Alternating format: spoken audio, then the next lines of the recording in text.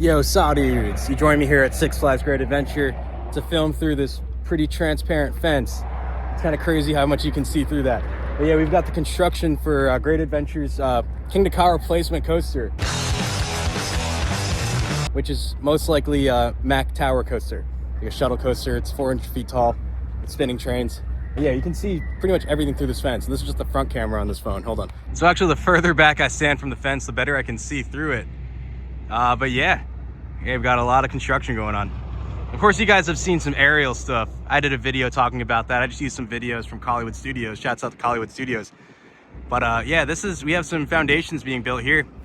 I've got a bunch of other footage of this construction too. I took some videos from the Ferris wheel, and I took some of the actual initial launch too. Here we get a view of the foundations that are consisting of the launch track, the storage track, and then back that way behind those, or around those piles of dirt, should be the station. Should be a transfer table, similar to Mr. Freeze at Six Flags Over Texas and Six Flags St. Louis. It looks like a lot of the foundations, they may have already been poured. Yep, yeah, I would say that those here that are wrapped have already been poured with concrete. That's awesome. There's a good amount of them.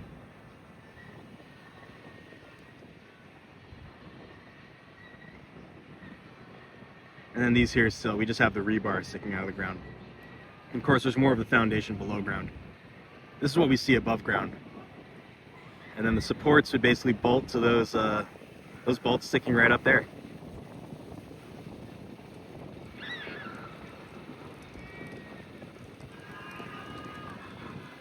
But it is interesting that the ride is only going to use that space of land here. And we still have the rest of this massive plot from Green Lantern still. Nothing much to report over here by Green Lantern. Just all the construction is down that way. Pretty much the ride just passed through Green Lantern's turn into the block and the mid-course break. But the whole ride's gone. So yeah. From what the park did say, that they will eventually use the space. I guess the time will tell. This section that we're looking at here, so if you can kind of tell, I don't know how well you can see this. And pretty much there's two foundations right here. There's one closer to me and then there's one further back that way. And then what these should be is actually part of an inverted stall that would be right through here. And it'll most likely have an upside down launch. It should be like the world's first upside down launch. But yeah, they're actually really wide, pretty far apart. So I'm guessing this element's gonna be pretty tall, especially if it's going to lead into a 400-foot tower, which will likely be exactly right here. So in my video before I thought that the ride might turn back into King Ka's plot, but from what I hear, it's not going to use any of King Ka's plot actually. So yeah, it's just gonna kind of go down there. And actually, when you ride El Toro, you get a really good look at the construction also. So I rode El Toro earlier, and you really see the big foundations down this way that are likely for that 400-foot tower. So I'll work my way down there also. But yeah, it's crazy how much you can just kind of see through this fence. That it's pretty transparent. And so over here, we've got a pretty good look at a lot of the other foundations. So they start getting a lot more dense here, or over here, they're more scattered out. And I would say that that's because the actual stall will be here. And then where the train kind of comes down from the stall, like down that drop, will be probably here where this foundations are much more dense. And that'll likely lead into another launch segment and then the tower, you know, right there. But yeah, they get much more dense. Shouts out to El Toro. But yeah, looking a lot more dense. Now these foundations don't look like they've been poured yet, for the section above ground. Below ground they may have, but this section up top here where the supports will actually mount to, we've just got the rebar still. But yeah, you can just see all these foundations right here. Pretty cool.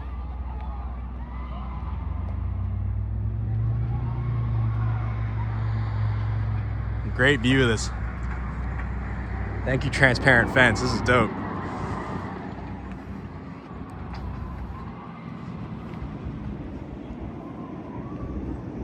And so I believe this is actually like the bottom of the drop coming out of the stall, or closer to it. You see the two sides, like the foundations, which will probably be for each support, one on the far side, one closer to me. They get much more narrow here and much more dense. So again, stall probably right over here. We drop down. Should lead into another launch segment is what I'm guessing. I'm just following this fence, which goes all the way down the parking lot. Yeah, you can see all of the cement that's been poured. It looks like this is kind of all just one giant foundation perhaps. So this might be kind of hard to explain or visualize without having like aerial footage, but based on the, you know, the foundations here, there might not actually be like a flat section for a launch. Like through the fence, there still looks like there's multiple foundations for support, you know, like 1, 2, you know, that might suggest it's still dropping down. And then there's only a single row of foundation just right here, just right in front of me. It's very short. And then the foundations again split into multiple rows. Again, really hard to probably show that through here. But yeah, you've got, you know, they get wider again. And then just shortly right out in front of me are the bigger foundations, what might be for the 400-foot tower. So yeah, I'm really curious how this ride will get speed, because obviously they'll have the initial launch that's way back down that way. And then I'll go into the inverted stall, which I believe will have a launch also. So that would be launch 2. And I guess there would just be stators through the valley running up into the tower. And that would be launch 3. So I guess there might not be a flat section here. I'm really curious to see. Obviously, hopefully, maybe like Colin or someone will get more aerial footage at some point. I don't own a drone, so I've never flown one before. But I'm really, really interested in that. Yeah, it might just be a single valley right out of the stall right up into the tower. Now the fencing only extends right up until here, and then it kind of curves along to go towards the safari. So I wonder if more in the off season they're going to expand this back, and then we'll see more foundations dug and poured this way. That might be like, you know, say foundation 3 and 4 back there for the whole tower. But yeah, these two are right next to each other. And then right here, this is where I was kind of filming before,